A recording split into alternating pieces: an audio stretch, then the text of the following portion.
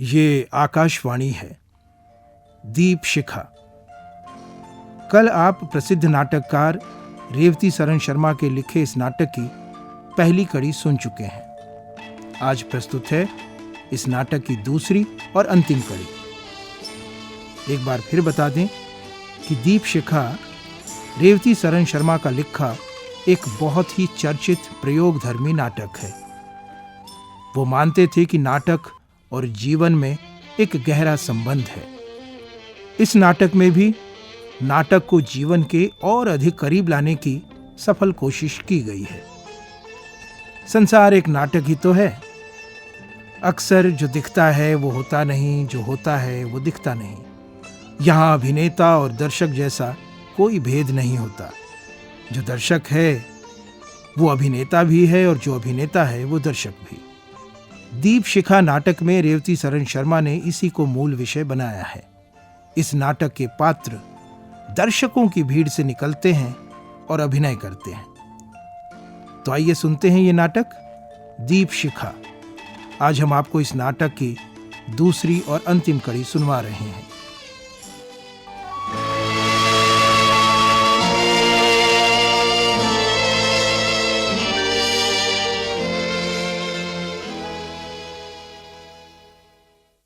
ये बकवास डायलॉग किसका है? मैं दीप शिखा नहीं, रंजना की हैसियत से पूछ रही हूँ कि मांगने का डायलॉग किसका है? तुम्हारा या लेखक साहब का? जी लेखक का। अजी लेखक साहब, उधर विंग में क्यों खड़े हैं? इधर स्टेज पर आइए। क्या हुआ रंजना जी? आप कौन सी सदी के डायलॉग लिखते हैं? लड़के से इलेक्शन जितवाते हैं और लड़की से भीख मंगवाते हैं? ये बात नहीं, मैंने तो ये सीन को रोमांटिक बनाने के लिए लिखा है। अपने जमाने के हिसाब से जब लड़की इश्क में बोलती कम थी, हकलाती ज्यादा थी और आशिक दुअन्नी का रुमाल देता था तो उसे दुनिया की नियामत समझकर संजोए रखती थी। मिस्टर, आज का आशिक 5 स्टार होटल में नहीं ले जाएगा तो प्याऊ पर जाकर अपने मुंह पर से अपने राइवल की कार की धूल धोएगा। सॉरी दीदी। तुम बेचारों का क्या कसूर? बात इन एस्टैब्लिश राइटर्स की राइटिंग की है, जिसका सीढ़ीपन देखकर जी चाहता है इन्हें इश्क का रिफ्रेशर कोर्स कराया जाए ताकि इनकी राइटिंग्स में कुछ ताजगी आए। कान खोलकर सुनिए, ये दकियानूसी रोमांटिक सीन और आगे नहीं चलेगा। गुस्सा ठंडा करने के लिए कुछ ठंडा मंगवाऊं? अरे मेरा नहीं, हॉल में बैठे इन दर्शकों का ख्याल कीजिए। इन लोगों को निजात दिलाइए जो आपके चूहेदान में फंस गए हैं। मेरे ख्याल में ड्रामा तो अच्छा खासा हो रहा है। मैंने खराब कब बताया? मैं वक्त की बात सोच रही हूँ। ठीक फरमाया आपने। हाँ तो लेखक साहब बताइए आगे क्या हुआ? देखिए, ईद आई है जी। दीप शिखा और रश्मि इकबाल जैदी को ईद मुबारक कहने के लिए उसके घर की तरफ रवाना होती हैं। रास्ते में ही घबराया हुआ इकबाल जैदी मिल जाता है। दीप जी, रश्मि जी, आप मेरे यहाँ जा रहे थे? जी हाँ। तो लौट जाइए। क्यों? शहर में दंगा हो गया। अभी अभी? जी हाँ, कुछ लोग नमाज पढ़ने जा रहे थे, उन पर रन गिर गया। क्या माराकाटी भी हुई? जी हाँ, बाजार में काफी झगड़ा हो गया है, लेकिन पुलिस के आ जाने से खुशी के दिन लोगों को ना जाने कि क्या हो जाता है। जब तक एक दूसरे की खुशी को अपनी नहीं मानेंगे यही होगा। अपनी नहीं मानते तो उदासीन रहो, अलग रहो। नहीं दीप जी, अलग रहना इंसान की फितरत में नहीं है। जब तक अलग रहेगा जलता रहेगा, नफरत करता रहेगा। इस अलग रहने की आदत को खत्म करना ही होगा। कैसे? एक दूसरे की किस्मत में शरीक होगा, एक दूसरे की खुशी से गम से रिश्ता कायम करके। ये नहीं होगा, क्योंकि हम अपने साथ मजहब, कल्चर और हिस्ट्री के भूत नहीं फिरते हैं। हाँ, हमारा वो बहुत कुछ जो हम इकट्ठा मानते और महसूस करते हैं एक नहीं है। इसीलिए अकेले एक दूसरे के दोस्त बन सकते हैं, इकट्ठे नहीं। मैं नहीं मानती। मैं उस नफरत और विवाद की उत्तराधिकारी नहीं बनूंगी जो मेरी मोहब्बत और मेरे विवेक से नहीं निकला है। तुम हिस्ट्री को डिनाई नहीं कर सकते। मैं इग्नोर कर सकती हूँ, रिजेक्ट कर सकती हूँ। लोगों ने किया है। क्या? इंसान की किस्मत यही नहीं कि वो हिस्ट्री का गुलाम रहे, उसने हिस्ट्री को बनाया भी है। बाप ने जिससे नफरत की, जरूरी नहीं बेटे ने भी की हो। कौमें, फिरके और मुल्क एक दूसरे से लड़े ही नहीं, मिले भी हैं। उनके रिश्ते सदा एक से नहीं रहे। लेकिन हमारे यहाँ भी क्या कुछ हुआ है, हम में से कितने जानते हैं। हमने हिस्ट्री का इस्तेमाल नफरत के सांचे और नारे इकट्ठे करने के लिए किया है। जानती हैं कभी कभी क्या जी चाहता है? हिस्ट्री और मजहब की जिस बकवास जिल में मैं बन गया हूँ, उसके सारे पन्ने फाड़कर उसका पहला सफा बन जाऊं। Beautiful, lovely. ड्रामे के लेखक ने क्या खूबसूरत फिक्रा लिखा है। बहुत सही बात लिखी है। ओहो, क्या मुसीबत है, ड्रामा छोड़कर आप ड्रामे के डायलॉग की खूबसूरती पर कॉम्प्लीमेंट पे करने लगे। हाँ ये लेखक साहब, आपने प्रॉब्लम को बिल्कुल नए ढंग से पेश किया क्या? है। रश्मि जी, मुझे यकीन है हिंदू मुसलमान की प्रॉब्लम कुछ नहीं है, ये हल हो सकती है। बस उसके लिए लीक से एकदम हटकर सोचना होगा, बहुत सी चीजों को छोड़ना होगा। हम छोड़ सकेंगे? मैं नाउम्मीद नहीं हूँ। यकीन रखिए, आप नाउमीद नहीं होंगे। तो ड्रामा चलाइए, बाजार के कोने वाला यह सीन जारी रहेगा। हाँ तो इकबाल साहब। आप त्योहारों को मानती हैं? नहीं। और रश्मि जी आप? कोई नेशन भी अपने त्योहारों को नहीं छोड़ सकती, लेकिन त्योहारों पर झगड़े होते हैं, यही उन डिफरेंसेस को उभारते हैं जो दो मजहबों के बीच होते हैं। लेकिन महज इसलिए त्योहार मनाने नहीं छोड़े जा सकते। आज जो झगड़ा हुआ है, जानते क्यों हुआ है? हमारे यहाँ रंग डलवाना नापाक माना जाता है। क्यों? होली हमारा त्योहार नहीं है, हम महज अपनी चीजों के आदी होते हैं। लेकिन जो बुरा नहीं है, क्या बुरा है और क्या अच्छा है, यही तो फैसला नहीं हो पाया है। ये मजहब, ये धर्म इस रास्ते में सबसे बड़ी रुकावट है। ओह, तो आप मजहब के इसलिए कायल नहीं हैं। मैं बहुत छोटा आदमी हूँ, मगर इतना कहना चाहता हूँ कि जिन चीजों को लेकर हम लड़ते हैं, एक दूसरे के गले काटते हैं, वो अक्सर कुछ नहीं होती, बस आदतें होती हैं, चिढ़ होती है, जिद होती है। पर कुछ त्योहार तो ऐसे होते हैं जिन्हें सब पसंद करते हैं। मसलन शब बारात, दिवाली। हमारी जमींदारी में हिंदू शब बारात की रात मुसलमानों को कोसा करते थे, क्योंकि जलते अनार उनके घरों पर गिरकर आग लगा दिया करते थे। मैं बच्चा था तो दिवाली के दिन हिंदुओं के दिए बुझाता और चुराता फिरता था, क्योंकि किसी ने समझा दिया था कि जितने दिए बुझाओगे उतना सवाब पाओगे।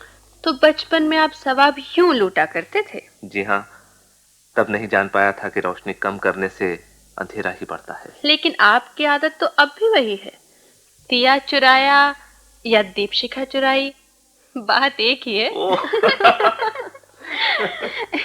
इस फिक्रे के लिए ड्रामे के लेखक को दाद देनी चाहिए। इस दाद के लिए शुक्रिया। ड्रामा आगे बढ़ाइए। आगे क्या है? 2 सीन, उनमें आप और इकबाल एक दूसरे को खत लिखते हैं। यानी रोमांस भी कराएंगे? क्या करूं, लोग पसंद करते हैं। तो कराइए। पहले खत कौन लिखता है? इकबाल। इकबाल साहब, चल जाए एक दौर शायरी का भी। मेरी जागती आंखों के ख्वाब अब जागते हुए चीजें नहीं, सपने देखता हूं। दुनिया के ब्लैक बोर्ड पर से लिखे को जाने कौन मिटा गया है और उस पर तुम्हारी तस्वीर बना गया है। को मजहब अलग अलग है, फर्क कुछ भी नहीं, मगर इतना है कि उसे सदियां भी नहीं मिटा पाई।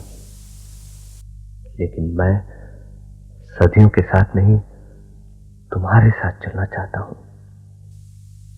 ये बहुत मुश्किल और बहुत आसान है, और मैं इस आसान को मुश्किल नहीं बनने दूंगा। दीप, तुम जो मेरी मोहब्बत के आसमान का पहला तारा हो, मेरी आरज़ू का आखिरी आसमान हो, इस खत का जवाब दोगी? मैं तुम्हारी तरह शायरी नहीं कर सकती, पर एक बात कह सकती हूँ, तुम ही ने मुझे नहीं, मैंने भी तुम्हें चाहा है।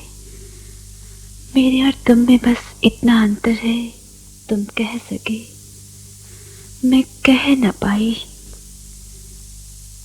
तुमने मुझे अपने आरज़ू का आखिरी आसमान कहा।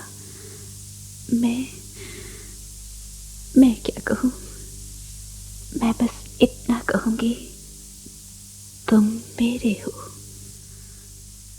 तुमने शुबा जाहिर किया कि मैं जवाब दूंगी कि नहीं। जवाब नहीं दूंगी तो क्या वो धरती बन जाऊंगी जो अपनी छाती में ज्वाला लिए घूमती रहती है, पर अपने सूरज से एक बार जाकर नहीं कहती तेरी हूं। तो अपने से दूर क्यों रखा है इकबाल, मैं तुम्हें चाहती हूँ। दीप, अगले हफ्ते हमारे इम्तिहान खत्म हो जाएंगे और उसके साथ ही हमारी कॉलेज की जिंदगी भी। मालूम है। मुझे यकीन है अच्छे नंबरों से पास हो जाऊंगा और नौकरी भी अच्छी मिल जाएगी। मुझे पूरा यकीन है। लेकिन इसके बाद का यकीन दिला सकोगी? इसका जवाब देने से पहले कुछ बातें जानना चाहूंगी। पूछो।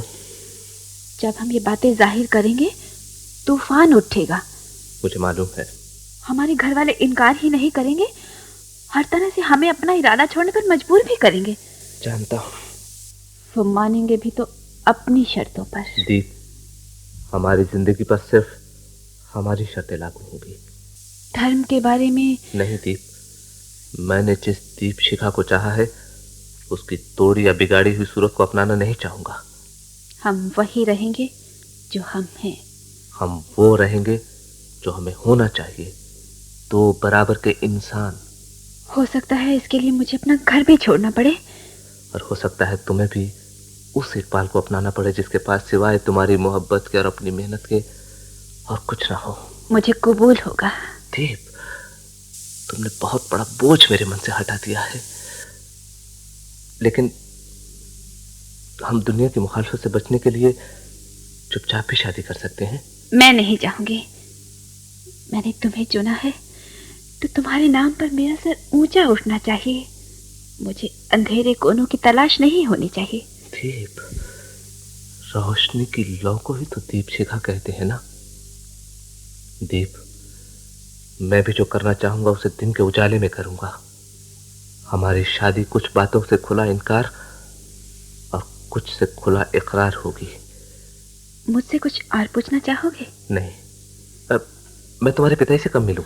उनसे तुम्हें न मिलना होगा। अपनी अपनी जिम्मेदारी हम खुद उठाएंगे। तुम उनसे खुद बात करोगी? हाँ, मगर पहले खत लिखकर सब कुछ बता दूंगी। तो तुमने इसलिए अपनी कसम खिलाई थी? हाँ। और तुम समझते हो कि मैं समझती हो कि मैं मंजूर कर लूंगा? तो कृष्णा, जिंदगी में ऐसे मौके भी आते हैं जब अंगारे को उठाकर फेंकने के लिए हाथ में लेना पड़ता है। हमें उसकी पूरी बात सुननी पड़ेगी। और कहोगे कुछ नहीं? पहले तुमसे कहूंगा, तुम कुछ न कहोगी। क्या? सौतेली माँ के हाथ में अमृत भी जहर हो जाता है। तुम मुझे समझाने दोगी? लेकिन बताए देती हूँ, तुम उसको हाँ। उसने खत मुझे नहीं, मेरी इज्जत आबरू, मेरे नामो नामूस को लिखा है। अच्छा, मैं वादा करती हूँ कि मैं कुछ नहीं कहूंगी। उसे बुला लूं? बुला लो। दीप शिखा। जी पिताजी। हमने तुम्हारा खत पढ़ लिया है। तुम अभी कुछ बात करना चाहोगी? जी हाँ। इकबाल जैदी के बारे में तुमने जो लिखा है मैंने पढ़ लिया है। मैं उसके वालिद को भी जानता हूँ। मैंने गलत तो नहीं लिखा? मुझे इकबाल के बारे में कुछ नहीं कहना।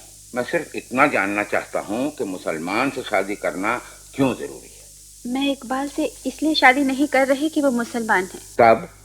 इसलिए कि वो एक अच्छे इंसान है। अच्छे इंसान हिंदुओं में नहीं मिलते? मिल सकते हैं, लेकिन मैं एक अच्छे इंसान को सिर्फ इसलिए नहीं ठुकराऊंगी कि वो मुसलमान है। क्या?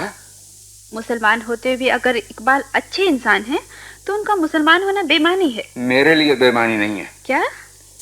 मैं इकबाल को पसंद करते हुए याद रखूंगा कि एक मुसलमान है। पूछ सकती हूँ किस लिए? इसलिए कि वो एक अलग धर्म, एक अलग संस्कृति, एक अलग इतिहास का हिस्सा है।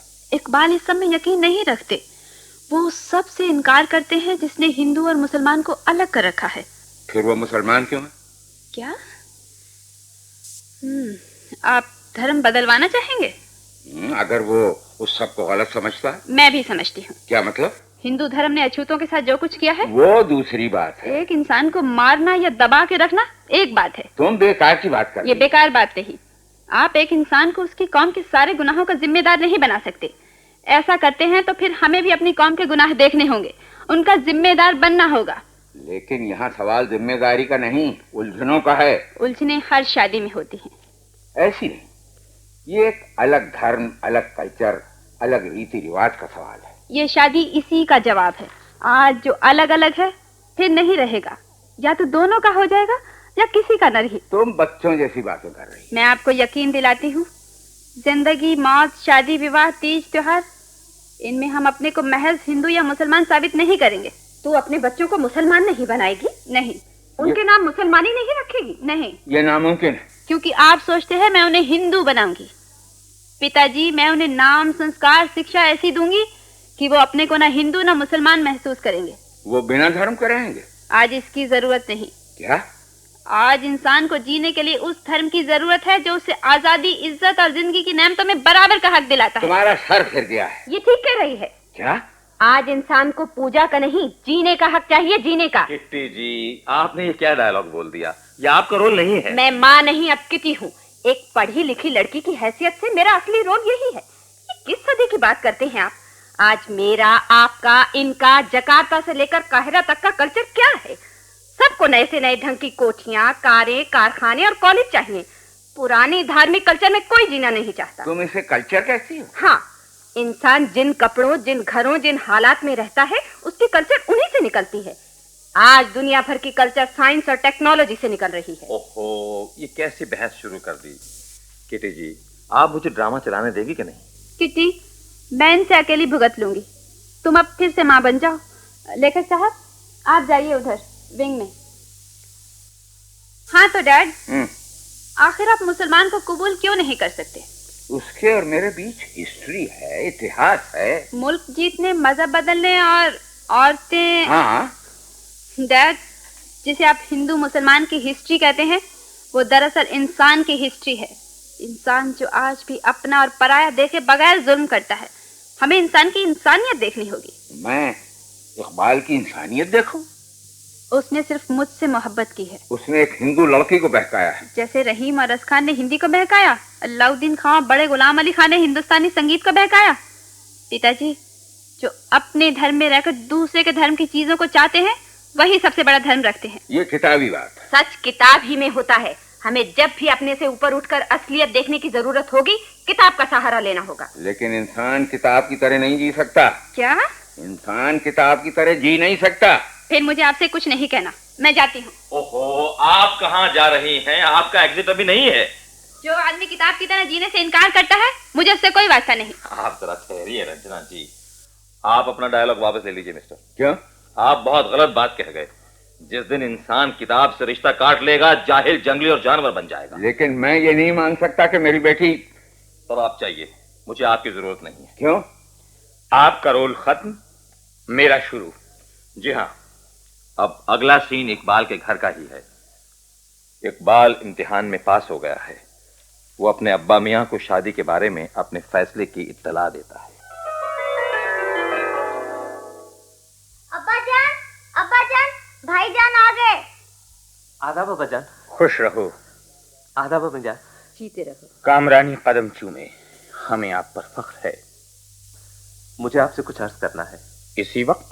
जी हाँ। तुम्हारी वालिदा? मैं आपसे तखली में बात करना चाहूंगा। बेगम, आप अंदर जाकर शीरीनी का इंतजाम कराएं, हम अभी आते हैं। अच्छा, आओ बेटी। बैठिए। हाँ तो इकबाल मियाँ, ऐसी कौन सी बात है जो तुम? अब्बा जान, मैं शादी करना चाहता हूँ। वाह इकबाल मियाँ, हम तो समझे आप कोई ऐसी फरमाइश करेंगे कि हमें अपनी कम मायगी का एहसास होगा। ये कुछ इससे भी ज्यादा है अब्बा जान। आप बताएं। मैं जिससे शादी करना चाहता हूँ वो हिंदू लड़की है। क्या कहा? तुम हिंदू लड़की से शादी करना चाहते हो? जी हाँ। शायद तुम्हें आजकल के सियासी हालात का पता नहीं। इस बात पर कितना हंगामा उठ सकता है। हम इस हंगामे में किसी को शरीक नहीं करेंगे। वो लड़की कौन है? दीपशिखा। शिवनारायण जी की साहबजादी। आपको क्या हुआ है इकबाल मियाँ? मैं आपको ताकीद करूंगा कि इस ख्याल से बाज रहें। अब्बा जान, हम आखिरी फैसला कर चुके हैं। और शिवनारायण जी? उनका फैसला उनका होगा, दीप का नहीं। इस सिलसिले में मुझसे क्या मदद चाहेंगे? महज दुआ। हम कोर्ट में शादी करें। इकबाल, कोर्ट में शादी वो करते हैं जिनका कोई मजहब नहीं होता, जिनका मजहब ऐसी शादी की इजाजत नहीं देता। हमारा मजहब भी ऐसी शादी की इजाजत नहीं देता। कौन कहता है? हमारे मजहब में शादी हो सकती है अगर लड़की। अब्बा जान, दीपशिखा रहते हुए भी मुझसे शादी करेंगे। लेकिन मुझे कोर्ट में शादी पर ऐतराज है। शादी एक पाक रस्म है, उस पर मजहब की मुहर लगाना लाजिम है। आप इस पर इसरार करते हैं? ये नागुज़ीर है। तब लगवा दूंगा। कैसे? हिंदू रीति से शादी करके। इकबाल! अब्बा हुजूर, हिंदू धर्म भी तो एक मजहब है। लेकिन मैंने तुम्हें मजहब बदलने को कब कहा? दीप को तो कहा है। हाँ, क्योंकि शादी में लड़की का मजहब बदलता है। शादी में लड़की का मजहब बदलता है? हाँ। यानी अगर हमारी शब्बो। क्या? अपना दूसरा रुख देखिए अब्बा जान।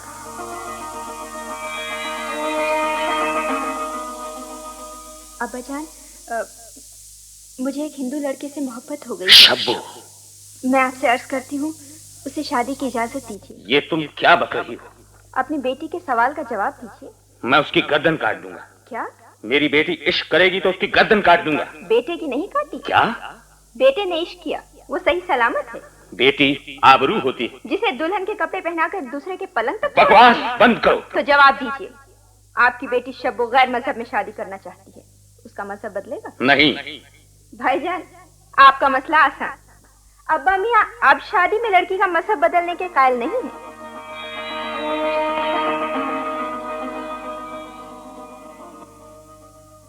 अब्बा जान, आपने देखा अपनी बेटी की बात आने पर आपका जवाब क्या होगा? आप शादी कर सकते हैं इकबाल मियाँ, लेकिन अब्बा मियाँ, मैं दीपशिखा से ही शादी नहीं कर रहा, मैं अपनी बहन और बेटी की शादी भी कर रहा। क्या? जानते हैं मुल्लों ने क्या किया था? बेटियां ली थी, दी नहीं थी। इसलिए मोहब्बत और मेल मिलाप का वो मकसद हासिल नहीं हो सका जिसके लिए अकबर ने दीन इलाही चलाया था। मैं किसी मजहब से उसकी बेटी लूंगा तो बड़ी खुशी से अपनी बहन और बेटी देने का कलेजा भी रखूंगा। तुम ला मजहब हो गए। ला मजहब नहीं, दोहरे ईमान वाला। जिस दिन दीपशिखा से शादी कर लूंगा मेरे घर में 2 मजहब बराबर का दर्जा पाएंगे। लेकिन मजहब यूं जिंदा नहीं रह सकते। तो एक दूसरे का गला काट कर एक दूसरे की शह रख से खून चूस कर जिंदा रहते हैं, तब मैं उनका जीना नहीं चाहूंगा। तब मेरा भी फैसला सुन लो। मुझ में वो ताकत तो नहीं जो बेटे का कत्ल करते वक्त हजरत इब्राहिम के हाथों में थी, लेकिन जिस घड़ी तुम ये गैर मजहबी फेल करोगे मैं अपने सीने में खंजर उतार चुका हूंगा। अब्बू बेमिसाल, आपके बापों का जवाब नहीं। अरे रे रे रंजना जी, आप इस सीन में कैसे कूद पड़ी? आपने अब्बा मियाँ से जो डायलॉग कहलवाए उस पर वाह वाह करने। बाप को क्या शहीद आजम बनाया है। आप मेरा मजाक उड़ा रही हैं। शुक्र मनाइए, उछलकर बिजली का तार नहीं छू रही, ब्लेड से अपनी रग नहीं काट रही। ओफो रंजना, तू खामखा अपना भेजा क्यों खपा रही है? किटी जी, अरे ये क्या सारी बात स्टेज पर? तूने सुना किटी, इन्होंने इकबाल के बाप से क्या कहलवाया? अरे खालिस हिंदू और खालिस मुसलमान की सुनेगी तो अपना भेजा खो बैठेगी। जब भी धर्म और मजहब की बात आएगी खालिस हिंदू और खालिस मुसलमान को बोलना होगा। ओहो, आप ये क्या बोल गए? आप दीपशिखा के पिता हैं। मुझे बोलना होगा लेखक साहब, ये धर्म और मजहब की बात है।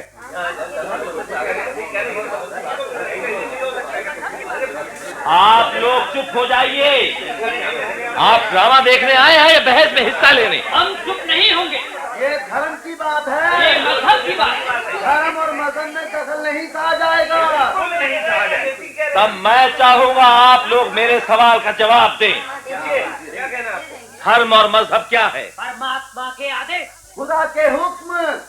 आप स्टेज पर आएंगे? लेकिन ड्रामा। रंजना जी, ड्रामा जिंदगी ऐसे कुछ नहीं चलेगा।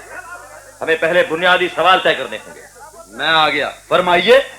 बता सकेंगे कि सब धर्म और मजहब एक जैसे क्यों नहीं? जी, सब धर्म और मजहब एक जैसे क्यों नहीं? उनकी जबान, उनकी तारीख, उनके कानून और उपदेश अलग अलग क्यों हैं? क्या मतलब? अगर परमात्मा बनाता तो धर्म और मजहब एक जुबान में एक जितने पुराने होते, उनके कानून कुदरत के कानून की तरह एक होते, उनमें दुनिया के बनने और इंसान के पैदा होने की कहानी एक होती। आप कहना क्या चाहते हैं? उन्हें परमात्मा, खुदा या गॉड ने नहीं बनाया। तब किसने बनाया? इंसान ने। तब? उन्हें आखिरी सच नहीं माना जाएगा। तब? जब भी धर्म और मजहब की बिना पर इंसानों की तकदीर तय करने की बात आएगी उसका मुकाबला करना होगा। सुनिए, मैं कुछ एतराफ कर सकती हूँ? बेगम साहबा, आप? जी हाँ, अब तक मैंने कुछ और तरह सोचा, लेकिन अब सोचती हूँ अगर वैसा होने लगे जैसा आपने कहा तो क्या हमें नफरत की उस जलन और कुढ़न से निजात मिल जाएगी जिसने हमें बांट रखा है, एक दूसरे से गैर बना रखा है? यानी आप अपने हाथ में नई स्लेट लेंगी? जी हाँ। दीप और इकबाल शादी करेंगे तो उनकी गवाह बनेंगी? बरज़ा ही नहीं, बशौक। शुक्रिया बेगम साहबा। आज नहीं, जिस दिन अपनी बच्चियों की शादी मजहब देखे बगैर करूंगी और उस पर मजहब नहीं मुल्क के कानून की मुहर लगाना पसंद करूंगी, उस दिन। तो चलिए। कहाँ? जहाँ मुझे आपको जो कहा है करना है। मैं समझी नहीं। ये तो स्टेज है, जिंदगी तो बाहर है। तो चलिए। रंजना जी, आप भी तो आइए।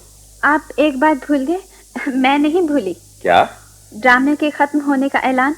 ओहो, तो कर दूं? जी नहीं, ड्रामा मैंने शुरू किया, खत्म होने का ऐलान भी मैं करूंगी। साहिबान, ड्रामा खत्म, जिंदगी शुरू।